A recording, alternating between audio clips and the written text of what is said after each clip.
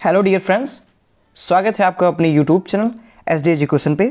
आज है 21 जून 2024 और हम बात करने वाले हैं आज के top 10 most important current affairs question के बारे में।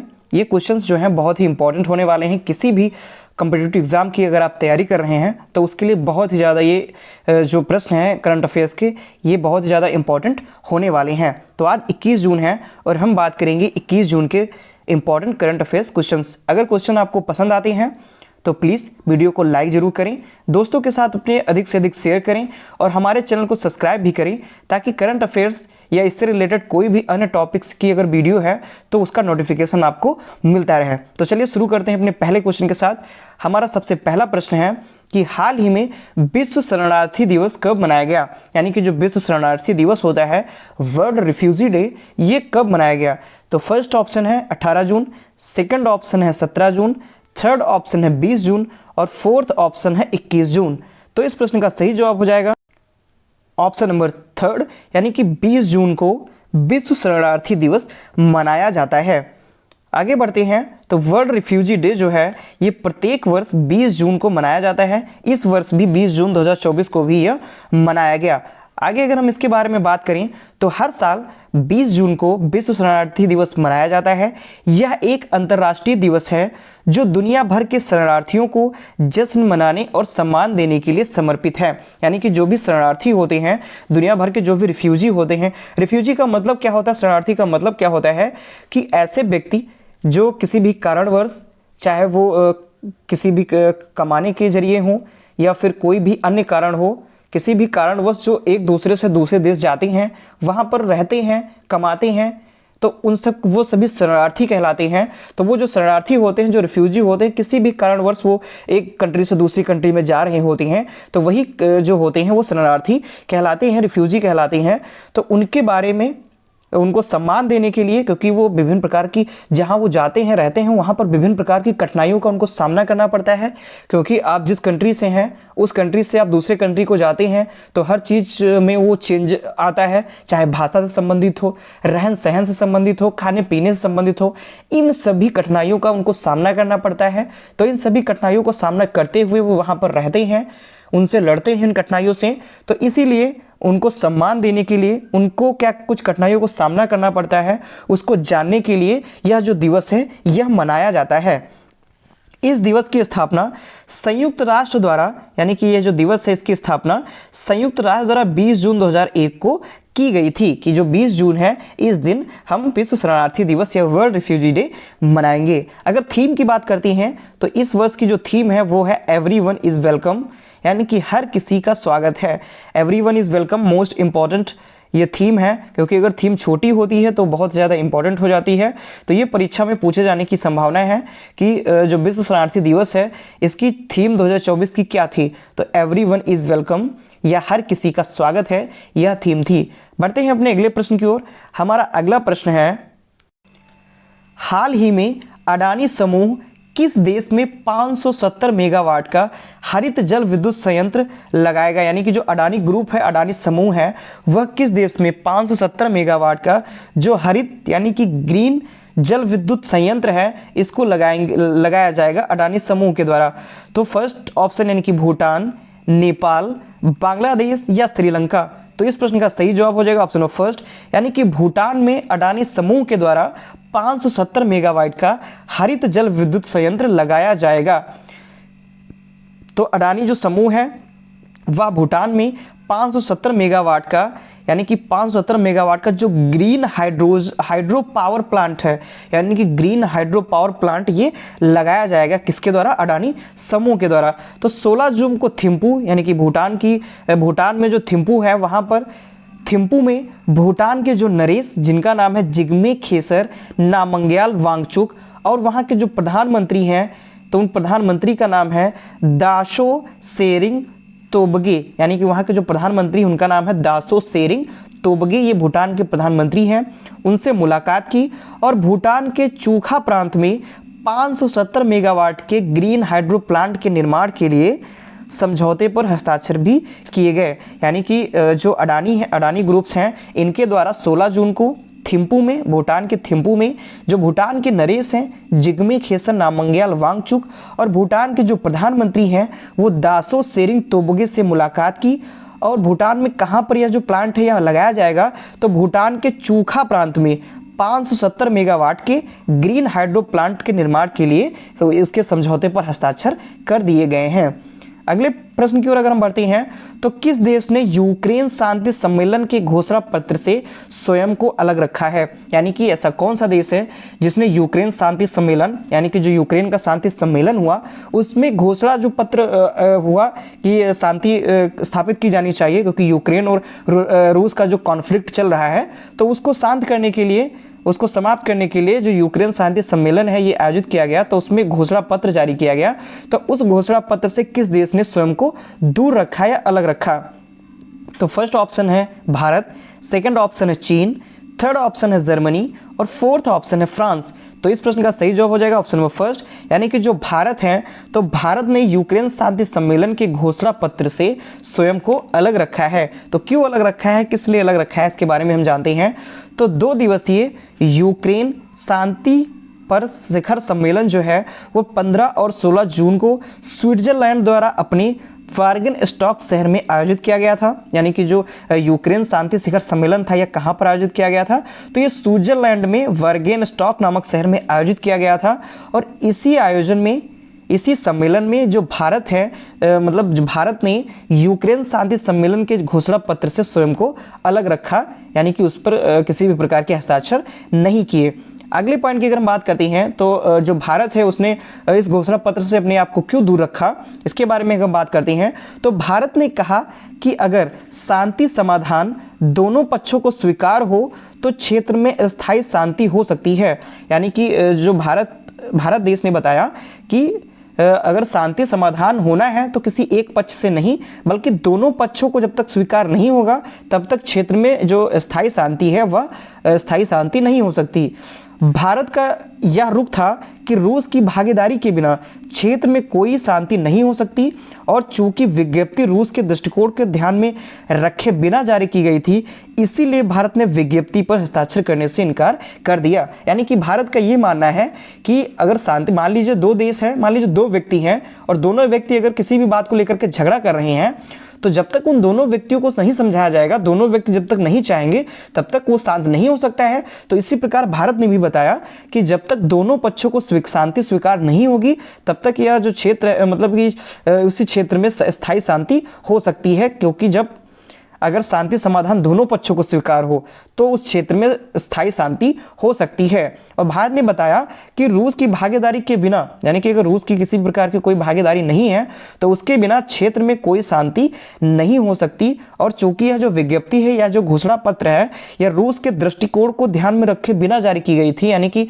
इसमें रूस का हस्तक्षेप नहीं किया गया था, रूस से किसी भी प्रकार की बात नहीं की गई थी, तो उसके बिना ही जारी की गई थी, इसलिए भारत ने विज्ञप्ति पर हस्ताक्षर करने से इनकार कर दिया। तो आशा करता हूं समझ में आया होगा कि भारत ने क्यों इस घोषणा पत्र से अपने आप को अलग रखा। बढ़ते हैं अपने अगले प्रश्न की ओर। हमारा अगला प्रश्न है, तो हाल ही में किस राज्य की पुलिस द्वारा मिशन निश्चय शुरू किया गया, यानी कि किस राज्य की जो पुलिस है उसके द्वारा मिशन निश्चय का कार्यक्रम शुरू किया गया? तो उत्तराखंड, राजस्थान, ओडिशा या पंजाब? तो इस प्रश्न का सही जवाब हो जाएगा ऑप्शन नंबर 4, यानी कि पंजाब राज्य की पुलिस के द्वारा मिशन निश्चय जो कार्यक्रम है इसकी शुरुआत की गई या यह शुरू किया गया। आगे अगर हम बात करते हैं तो Punjab police, border security force यानी कि BSF और गांव रक्षा समितियों यानी कि VDCs के सहयोग से फाजिल्का जिले में दवाओं के खिलाफ 1 सप्ताह की अभियान चलाई जाएगी। यानी कि पंजाब में या फाजिल्का जिले में यह जो अभियान है वह चलाया गया है और इसमें बॉर्डर सिक्योरिटी फोर्स यानी कि BSF और गांव की जो रक्षा समितियां होती हैं जिसे VDCs कहते हैं, इनके सहयोग से जो पंजाब पुलिस है इसने फाजिल्का जिले में दवाओं के खिलाफ 1 सप्ताह की अभियान चलाएगी, जिसे निश्चय यानी कि मिशन निश्चय के नाम से जाना जाएगा। इसके तहत वे भारत पाकिस्तान सीमा के 42 गांवों के निवासियों तक पहुंचेंगे। यानी कि इस मिशन के अंतर्गत जो भारत और पाकिस्तान सीमा के समीप जो 42 गांवों के निवासियों तक ये सभी लोग जाएंगे और उनसे दवाओं की मांग और आपूर्ति के बारे में क्रियाशील सूचना जुटा सकेंगे और यह जानकारी इकट्ठा करेंगे कि उनकी जो दवाएं होती हैं, दवाओं की जो पूर्ति होती है वो आसानी से हो रही है कि नहीं हो रही है, कितनी कुछ क्रियाशील है, कितनी क्रियाशील नहीं है, इत्यादि सभी के बारे में जानकारी इकट्ठा करेंगे। बढ़ते हैं अपने अगले प्रश्न की ओर। हमारा अगला प्रश्न है, इस वर्ष साहित्य अकादमी युवा पुरस्कार 2024 किसे प्रदान किया जाएगा? यानी कि जो इस वर्ष का जो साहित्य अकादमी युवा पुरस्कार 2024 है, यह किसे दिया जाएगा? तो फर्स्ट ऑप्शन है गौरव पांडे, सेकंड ऑप्शन है अंशुल कुमार, थर्ड ऑप्शन है तरुण सहगल और फोर्थ ऑप्शन है निखिल आडवाणी। तो इस प्रश्न का सही जवाब हो जाएगा ऑप्शन फर्स्ट, यानी कि गौरव पांडे को साहित्य अकादमी युवा पुरस्कार 2024 प्रदान किया जाएगा। साहित्य अकादमी ने 15 जून को अंग्रेजी लेखक के वैशाली और हिंदी लेखक गौरव पांडे सहित 23 लेखकों के नाम की घोषणा की है। यानी कि अगर अंग्रेजी की बात की जाए तो अंग्रेजी लेखक में के वैशाली को दिया जाएगा और हिंदी लेखक में अगर बात की जाए तो हिंदी लेखन में गौरव पांडे को यह सम्मान साहित्य अकादमी पुरस्कार यह दिया जाएगा। युवा पुरस्कार प्राप्तकर्ताओं को एक सम्मान समारोह में एक उत्कीर्ण तांबे की पट्टिका, यानी कि इसमें क्या क्या दिया जाता है, तो एक उत्कीर्ण तांबे की पट्टिका और 50,000 रुपये का चेक प्रदान किया जाएगा इस युवा पुरस्कार के अंतर्गत। यानी युवा पुरस्कार जो प्राप्तकर्ता हैं उनको एक उत्कीर्ण पट्टिका, तांबे की पट्टिका दी जाएगी और 50,000 रुपये का चेक उनको प्रदान किया जाएगा। बढ़ते हैं अपने अगले पॉइंट की ओर। तो बाल साहित्य पुरस्कार के लिए, यानी कि जो यह साहित्य अकादमी पुरस्कार है, इसके अंतर्गत बाल साहित्य पुरस्कार के लिए अकादमी ने अंग्रेजी लेखिका नंदिनी सेन गुप्ता को उनके ऐतिहासिक उपन्यास the blue horse and other amazing animal stories from Indian history और देवेंद्र कुमार के बाल कहानियों के संग्रह 51 बाल कहानियों के लिए चुना है। यानी कि अगर बाल साहित्य की पुरस्कार की बात की जाए तो इसके लिए अंग्रेजी लेखिका नंदिनी सेन गुप्ता को तथा देवेंद्र कुमार को, यानी कि जो देवेंद्र कुमार हैं, इनको बाल कहानियों के संग्रह यानी कि 51 बाल कहानियों के लिए इनको यह पुरस्कार प्रदान किया जाएगा। अब बढ़ते हैं अपने अगले प्रश्न की ओर। हमारा अगला प्रश्न है, अमेरिका और भारत की रणनीतिक साझेदारी फोरम की 7वीं वार्षिक लीडरशिप शिखर बैठक कहां आयोजित की जाएगी? यानी कि जो अमेरिका और भारत की जो रणनीतिक साझेदारी है उसके फोरम की जो 7वीं वार्षिक, यानी कि ये प्रत्येक वर्ष ये बैठक होती है, तो 7वीं वार्षिक लीडरशिप शिखर बैठक कहां आयोजित की जाएगी? तो first option Dodoma, second option नई दिल्ली, थर्ड ऑप्शन बीजिंग और फोर्थ ऑप्शन वाशिंगटन। तो इस प्रश्न का सही जवाब हो जाएगा ऑप्शन नंबर फोर्थ, यानी कि यह जो बैठक है यह वाशिंगटन में आयोजित की जाएगी। अमेरिका और भारत की जो रणनीतिक साझेदारी फोरम की जो वार्षिक लीडरशिप शिखर बैठक है यह वाशिंगटन में आयोजित की जाएगी। आगे हम अगर बात करते हैं तो अमेरिका और भारत के रणनीतिक साझेदारी फोरम की 7वीं वार्षिक लीडरशिप शिखर बैठक वाशिंगटन में होगी। बैठक में दोनों देशों के नीति निर्माताओं, व्यवसाय जगत प्रमुखों, राजनीतिज्ञों, वरिष्ठ अधिकारियों और प्रमुख हितधारकों को विचार विमर्श का अवसर मिलेगा। यानी कि विभिन्न इस बैठक में जो दोनों देश के जो भी नीति निर्माता हैं, जो भी व्यवसाय वाले हैं, यानी कि जो कुछ भी व्यापारी हैं, कारोबारी हैं, वे सभी लोग, जो कुछ भी राजनीतिज्ञ वाले हैं और विभिन्न प्रकार के जो वरिष्ठ अधिकारी हैं, ये सभी अपने विचार विमर्श प्रस्तुत करेंगे। ये सभी अपने अपने विचार रख सकेंगे और इनका विचार करने का इनको अवसर प्रदान किया जाएगा। बढ़ते हैं अगले पॉइंट की ओर। अगला प्रश्न है हमारा, भारत के किस राज्य के 2 सीएम राइज स्कूलों को दुनिया के सर्वश्रेष्ठ 10 स्कूलों में चुना गया है? बहुत ही इंपॉर्टेंट क्वेश्चन है कि जो भारत है के किस राज्य के जो 2 सीएम राइज स्कूल हैं उनको दुनिया के सर्वश्रेष्ठ 10 स्कूलों में चुना गया है। फर्स्ट ऑप्शन है राजस्थान, सेकंड ऑप्शन है छत्तीसगढ़, थर्ड ऑप्शन है मध्य प्रदेश और फोर्थ ऑप्शन है पंजाब। तो इस प्रश्न का सही जवाब हो जाएगा ऑप्शन नंबर थर्ड, यानी कि मध्य प्रदेश के जो स्कूल हैं 2 सीएम राइज स्कूल, इनको दुनिया के सर्वश्रेष्ठ 10 स्कूलों में चुना गया है। आगे हम पॉइंट की अगर हम बात करते हैं तो वर्ल्ड स्कूल 2024 की टॉप 10 जो लिस्ट है उसमें भारत के टोटल 5 स्कूलों ने अपनी जगह पक्की की है। बहुत ही गर्व की बात है कि टॉप 10 स्कूलों की जो लिस्ट है उसमें जो 5 हैं वो भारत के स्कूल हैं और उन्होंने उनमें अपनी जगह बिल्कुल पक्की कर ली है। इनमें से मध्य प्रदेश के 2 विद्यालय हैं, दिल्ली के 1, महाराष्ट्र के एक और तमिलनाडु के एक स्कूल को शामिल किया गया है। बहुत ही ज़्यादा इंपॉर्टेंट क्वेश्चन है और बहुत ही ज़्यादा गर्व की बात है कि जो वर्ल्ड के जो बेस्ट स्कूल है उनकी एक लिस्ट आई हुई है, तो उनमें टॉप 10 की जो लिस्ट है उनमें टॉप जो 5 हैं वो भारत के ही हैं। आगे बात करते हैं वर्ल्ड बेस्ट स्कूल प्राइज 2024 प्रतियोगिता का अगर आयोजन किया तो किसने किया है, तो इस आयोजन यूके में मौजूद स्थित T4 एजुकेशन की ओर से किया गया था। यानी कि जो वर्ल्ड बेस्ट स्कूल प्राइज 2024 का जो प्रतियोगिता है इसका आयोजन यूके में मौजूद यानी कि जो यूके में स्थित है T4 एजुकेशन इसकी ओर से किया गया है। अगले प्रश्न की ओर अगर हम बढ़ते हैं, अगला प्रश्न है हमारा, किस भारतीय क्रिकेटर ने अपनी आत्मकथा आई हैव द स्ट्रीट्स एक कुट्टी क्रिकेटर स्टोरी का विमोचन किया है।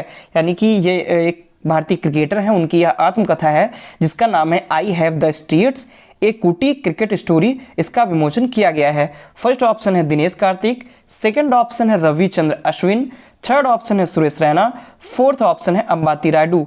तो इस प्रश्न का सही जवाब हो जाएगा ऑप्शन नंबर सेकंड, यानी कि रविचंद्रन अश्विन ने अपनी आत्मकथा जिसका नाम है आई हैव द स्ट्रीट्स एक कुट्टी क्रिकेट स्टोरी, इसका विमोचन किया हुआ है। आप यहाँ पे ये उनकी बुक देख सकते हैं आई हैव द स्ट्रीट्स, ये आर अश्विन इन्होंने इसका विमोचन किया हुआ है।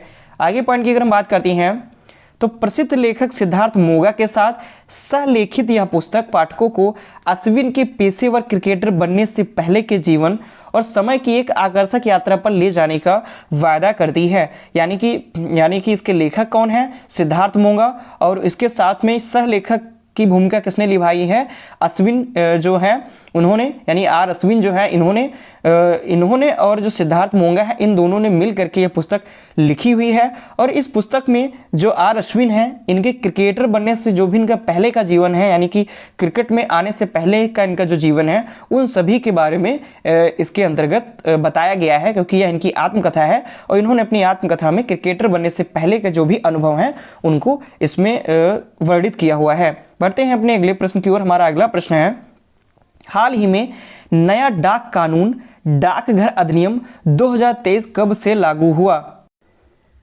यानी कि जो नया डाक कानून है डाकघर अधिनियम 2023 यह कब से लागू हो जाएगा या कब से लागू हुआ। फर्स्ट ऑप्शन है 17 जून, सेकंड ऑप्शन है 18 जून, थर्ड ऑप्शन है 16 जून और फोर्थ ऑप्शन है 19 जून। तो इस प्रश्न का सही जवाब हो जाएगा ऑप्शन नंबर सेकंड, यानी कि 18 जून को नया डाक कानून डाकघर अधिनियम 2023 ये लागू किया जाएगा। आगे बात करते हैं, केंद्र सरकार द्वारा नया डाक कानून डाकघर अधिनियम 2023 के प्रावधानों को 18 जून से प्रभावी बनाने की अधिसूचना जारी की गई है। 10 अगस्त 2023 को डाकघर विधेयक 2023 राज्यसभा में पेश किया गया। यानी कि जो डाकघर विधेयक 2023 है ये 10 अगस्त 2023 को राज्यसभा में पेश किया गया और 4 दिसंबर 2023 को राज्यसभा में पारित कर दिया गया और 4 दिसंबर को यह राज्यसभा से पारित कर दिया गया। यह विधेयक 18 दिसंबर 2023 को लोकसभा में भी पारित कर दिया गया।